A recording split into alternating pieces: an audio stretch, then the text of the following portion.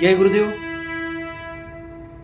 सहज जीवन या विषयाची मांडणी आपण करत आहोत. या मांडणीचा विषय आपणास आवडत असेल असे मी समजतो आहे. आजचा असणारा हा भाग क्रमांक 16 आहे. हा भाग क्रमांक जो आपण सहज जीवन निवडलेला आहे तो माझे आईवडील त्याचप्रमाणे माझे असणारे सद्गुरू यांच्या चरणी अर्पण करून या विषयाला मी सुरुवात करत आहे. आजचा विषय आहे निर्मत्सर. मत्सर रहित माणसाने जीवन जगलं पाहिजे. बघा कसं आहे, भगवंताने ही सृष्टी निर्माण केलेली आहे आणि मानवही निर्माण केलेला आहे. त्याची अपेक्षा काय आहे माहिती का? त्याची अपेक्षा शुद्ध स्वरूपात परमात्म्याने मानवाने आपल्याकडे यावे अशा प्रकारची त्याची इच्छा आहे. म्हणून त्यांनी मानवामध्ये एक षडरिपू निर्माण केलेली आहे. ही षडरिपूची एक भिंत निर्माण केलेली आहे. ही भिंतमध्ये षडरिपू जे एक असणारे जे षडरिपू आहेत त्या षडरिपूंना दूर केल्यास आपण परमात्म्याला प्राप्त करू शकतो. ते षडरिपू म्हणजे काम, क्रोध, लोभ, मोह, मत्सर, अहंकार वगैरे वगैरे वगैरे. याच प्रकारच्या कथा या महाभारतांच्या मधून रामायणामधून दिसत आहेत. आणि त्या प्रकारचं जीवन हे आपल्याला प्राप्त कधी होईल तर आपलं अंतःकरण निर्मत्सर झालं तरच ह्या कथा किंवा आपल्याला त्या परमात्म्याला आपण प्राप्त करणार आहोत. जे षडरिपूंच्या मध्ये असणारा एक भाग आहे मत्सर. या मत्सराच्या बद्दलची आज आता आपण कथा पाहणार आहोत आणि त्याच्याबद्दलची माहितीही पाहणार आहोत. मत्सर म्हणल्यानंतर प्रत्यक्ष तुकाराम महाराज काय म्हणतात या ठिकाणी, न घडो जीवाचा मत्सर वर्म सर्वेश्वर पूजनाचे. कोणत्याही जीवाचा मत्सर घडला नाही पाहिजे, कारण परमात्मा हा सर्वव्यापी आहे, सर्व जीवांच्या मध्ये आहे. जर समजा तुम्ही एखाद्याबद्दल तुम्ही तिरस्कार केला तर तो तिरस्कार तुमचा असल्यासारखाच आहे. आपण प्रत्यक्ष व्यक्ती दोन समजतो आहोत, पण तसे नसून आपण त्या सर्वेश्वराचे आहोत. हे जग सर्व त्या ईश्वराचे आहे. त्यामुळे आपल्या मनामध्ये कुणाच्याबद्दलही कुभाव असता कामा नये. सर्वांच्याबद्दल सद्भावना असली पाहिजे. असे असता आपण त्या परमेश्वराचं एक प्रकारे पूजन केल्यासारखंच होऊ शकेल.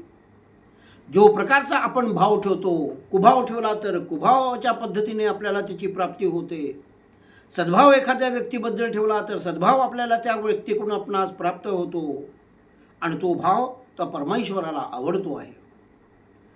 आता गंमत बघा, आपल्या घरामध्ये जो काही विषय मत्सर म्हणून निवडलेला आहे हा घरामध्ये आपण पाहतो, रोजच्या जीवनामध्ये पाहतो आहोत. दोन भावंडांच्या मध्ये हा मत्सर पाहतो आहोत. दोन बहिणींच्या मध्ये हा मत्सर पाहत आहोत. पती पत्नींच्या मध्ये हा मत्सर पाहत आहोत. त्याच्याबरोबर एकीला समाजामध्ये असणाऱ्या समाजामध्ये हा प्रकारचा मत्सर पाहत आहोत.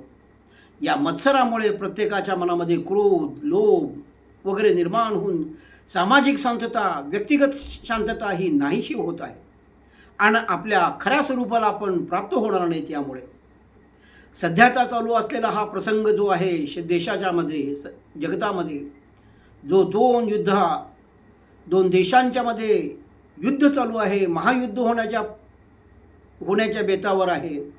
केवळ त्याच्यामध्ये असणारे अहमिका, या अहमिकाच्यामुळे आजचा हा युद्धाचा प्रसंग या ठिकाणी ओढवलेला दिसतोय. अशा प्रकारचा प्रसंग आपण आपल्या जीवनामध्ये सदैव पाहतो. मत्सर रहित जीवन जगलं पाहिजे, पण तसं होतं का? नाही. कारणच काय? तो षडरिपूंच्यापैकी एक असणारा भाग आहे. म्हणून कुणीही माणसाने कुणाच्याबद्दलचा मत्सर न ठेवलेला बरा. कुणाला स्वतःच्या ताकदीबद्दलचा असणारा अभिमान असतो, कुणाला रूपाबद्दल असणारा अभिमान असतो. अशा प्रकारचे जे काही मत्सर असतो हा मत्सर आपल्या जीवनामध्ये अशांतता निर्माण करून देत असतो. म्हणून माणसाने मत्सररहित होण्यासाठी या कथेंचा आधार घेतला पाहिजे. या कथा श्रवण केल्या गेल्या पाहिजेत. या कथा श्रवण केल्या असता आपण त्या परमात्म्याला प्राप्त करू शकतो. कारण सर्वत्र व्यापी परमेश्वर आहे. आता या विषयाच्या अनुषंगाने एक कथा आपण पाहणार आहोत. निर्मत्सराणां सतां श्री संत श्रेष्ठ संत ज्ञानेश्वर महाराज व हठयोगी चांगदेव महाराज यांच्या संदर्भात असणारी आपण आता ही कथा पाहणार आहोत. चांगदेव महाराज हे हठयोगी होते. स्वतःच्या हठयोगाने मनाचं नियंत्रण मिळवलेलं आहे. त्यांना रिद्धिसिद्धी प्राप्त झालेल्या आहेत आणि या रिद्धिसिद्धी प्राप्त झाल्यामुळे मनाच्या नियंत्रणामुळे येणाऱ्या मृत्यूस 14 वेळा परतावून लावलेला आहे. या प्रकारचा एक अभिमान त्यांच्या मनामध्ये निर्माण झालेला आहे. आणि हठयोगांच्या बाबतीत हठयोगी कितीही मोठा झाला, त्याच्यामध्ये अहंकार जर समजा असेल, मत्सर जर असेल, तर तो त्या स्वरूपाला प्राप्त करून घेऊ शकत नाही. म्हणून हठयोगामध्ये ज्या प्राप्त होणाऱ्या रिद्धिसिद्धी आहे त्या जीवास बंधनास कारणीभूत ठरत असतात.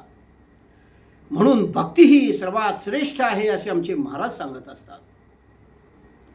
भक्ती कशाने प्राप्त होईल? भगवंताच्या कथा ऐकल्याने, नामस्मरण केल्याने, त्याच्याबद्दलचं चिंतन केल्यामुळे ही मनामध्ये भक्ती निर्माण होईल. देवपूजाने, मूर्तीपूजनाने, सर्वांच्याबद्दल असणाऱ्या प्रेमभावाने मनामध्ये भक्ती निर्माण होईल. आणि ही भक्तीच्या केल्यामुळे अंधभक्ती न करता सश्रद्ध भक्तीने ज्ञानपूर्वक असणारी जी भक्ती केली असता, ज्ञानपूर्ण केली असता, असा जो ज्ञानी भक्त आहे तो ज्ञानी भक्त त्या परमात्म्याला आवडतो आहे. अशा भक्ताचं अंतःकरण हे विशाल असतं. कोणत्याही गोष्टीला क्षमायाचना करण्याची त्याची तयारी असते. म्हणून हठयोगीपेक्षा हा भक्त श्रेष्ठ ठरत असतो. याबद्दलची असणारी उदाहरणं आपण कित्येक पाहतो. म्हणून माणसाने नेहमी भक्त होण्याकडे लक्ष ठेवावं. शरीर बलवान होण्यासाठी हठयोगाचा उपयोग आहे, मनशांतीसाठी हठयोगाचा उपयोग आहे. परंतु मनामध्ये विशालता प्राप्त करून घेण्यासाठी भक्तीशिवाय दुसरं साधन नाही आहे. भक्तीने ज्ञानही प्राप्त होतं, वैराग्यही प्राप्त होतं, मुक्तीही प्राप्त होते. कारण या तिन्ही त्याच्या दासी आहेत त्या भक्तीच्या. आणि ही भक्ती त्या परमेश्वराची दासी आहे. म्हणून आपण सर्व लोकांनी भक्त व्हायला पाहिजे. आपल्यामधील असणारा हा जो मत्सर आहे या मत्सराला दूर सारलं पाहिजे. आता कथेकडे वळूयात. ज्यावेळेस हठयोगी चांगदेव 1400 वर्ष ज्यांचं आयुष्य झालेलं आहे, त्यांच्या कानावरती संत ज्ञानेश्वरांच्या बद्दलची महती कानावरती येते. वय वर्ष 16 आहे महाराजांचं, ज्ञानपूर्वक आहे, त्यांच्याबद्दलची वाहवा ही कानावरती आलेली आहे. त्यांच्या मनामध्ये मत्सर निर्माण झालेला आहे. अरे माझ्यापेक्षा या ठिकाणी कोण श्रेष्ठ आहे? माझं आयुष्य 1400 वर्ष आहे, मी हठयोगी आहे, मी सर्व गोष्टींच्यावरती नियंत्रण मिळवलेलं आहे रिद्धिसिद्धीच्या प्राप्तीच्या मार्गातून. या प्रकारचा मनात त्यांच्याबद्दल मत्सर निर्माण झालेला आहे. पण त्यांच्या मनामध्ये एक भाव निर्माण झाला आहे, आपण त्यांना ज्ञानेश्वर महाराजांना भेटायला जावं, अशा प्रकारची एक मनामध्ये त्यांच्या उत्कंठता प्राप्त झालेली आहे. म्हणून त्यांनी त्या ज्ञानेश्वर महाराजांना एक पत्र लिहिण्यास सुरुवात केलेली आहे. त्या ठिकाणी ते म्हणतायत, त्यांना हातामध्ये पेन घेतलेला आहे, लिहिण्यास सुरुवात करतायत. मग त्यांच्यामध्ये मनामध्ये मोठा प्रश्न पडलेला आहे, महाराजांना पूज्यगण म्हणावे का चिरंजीव म्हणावे? या प्रकारचा त्यांच्या मनामध्ये एक भेद निर्माण झालेला आहे. कारण ज्ञानाने ते जर श्रेष्ठ होते आणि वयाने लहान होते, त्यामुळे त्याने काहीही न लिहिता त्या ठिकाणी तो पत्र तसेच त्या ठिकाणी ज्ञानेश्वर महाराजांना त्यांनी पाठवून दिलेला आहे. या प्रकारचा हा पत्र ज्यावेळेस मुक्ताबाईच्या हातामध्ये गाठ पडलेला आहे, त्यावेळेस ती म्हणते आहे, अरे हठयोग चांगदेवा, 1400 वर्षाचं आयुष्य तुला प्राप्त झालं आहे, पण तू कोराच राहिलेला आहेस. अशा प्रकारचं एक पत्र लिहून चांगदेवांना पाठवलेलं आहे. या प्रकारचं पत्र वाचन केल्यानंतर हठयोगी चांगदेवांना ज्ञानेश्वर महाराजांना भेटण्याची उत्कंठता निर्माण झालेली आहे आणि ते आपली रिद्धी आणि सिद्धीच्या माध्यमातून आपण कसे हठयोगी आहोत, प्राण्यावरती कशा प्रकारचा नियंत्रण मिळवलेलं आहे हे दाखवण्यासाठी वाघावरती आरूढ झालेले आहे आणि सर्पाचा एक हातामध्ये चाबूक घेतलेला आहे. अशा प्रकारे ते आकाशमार्गाने ज्ञानेश्वर महाराजांच्याकडे निघालेले आहे. ज्ञानेश्वर महाराज व त्यांची भावंडे ही एका भिंतीवरती बसलेली होती आणि चांगदेव महाराज आकाशातून येत आहेत ही गोष्ट त्यांच्या कानावरती आली आहे. तेथील असणाऱ्या काही लोकांनी त्यांना सांगितलेलं आहे. तर त्यावेळेस ज्ञानदेव विचार करता आहेत, हठयोगींचं स्वागत देखील आपण याच पद्धतीने केलं पाहिजे. जी निर्जीव असणारी जी भिंत आहे, चराचर सृष्टीमध्ये विद्यमान असणाऱ्या त्या परमपिताच्याला विनंती केलेली आहे, चला आपण ही चांगदेवांच्या भेटीला जाऊ. आणि ती भिंत ती चालू लागलेली आहे. ज्यावेळेस हे दृश्य चांगदेवाने पाहिलेलं आहे ते लज्जित झालेले आहेत आणि संत ज्ञानेश्वरांना शरण आलेले आहेत. संत ज्ञानेश्वरांनी त्या ठिकाणी चांगदेवांना देखील चांगदेव 65 म्हणून एक प्रकारचा त्यांच्यासाठी एक चांगदेव 65 लिहिलेली आहे. त्यातून त्यांनी उपदेश केलेला आहे आणि वयवर्षे 1400 वर्ष असणाऱ्या चांगदेवांना मुक्ताबाईने ज्ञान दिलेलं आहे, अनुग्रह दिलेला आहे व त्याला खऱ्या आज्ञा असणाऱ्या ज्ञानप्राप्ती करून दिलेली आहे. जो परमात्मा सर्वव्यापी आहे, सर्वांच्या ठाई परमात्मा व्यापून राहिलेला आहे, अशा प्रकारचं उदात्त असणारा आत्म्याबद्दलचं परमात्म्याबद्दलचं ज्ञान ही मुक्ताबाईंनी त्यांना प्रदान केलेलं आहे. अशा प्रकारचा जो काही आपण मत्सररहित झाला असताना आपणही आपल्या जीवनामध्ये त्या परमात्म्याची प्राप्ती करण्यास विलंब लागणार नाही, असा हा या कथेचा सार आहे.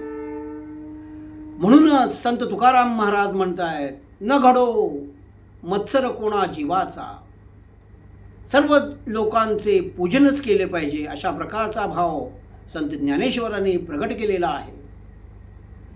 आजची ही असणारी मत्सराबद्दलची एक कथा आपणास आवडली असेल असे मी समजतो आहे.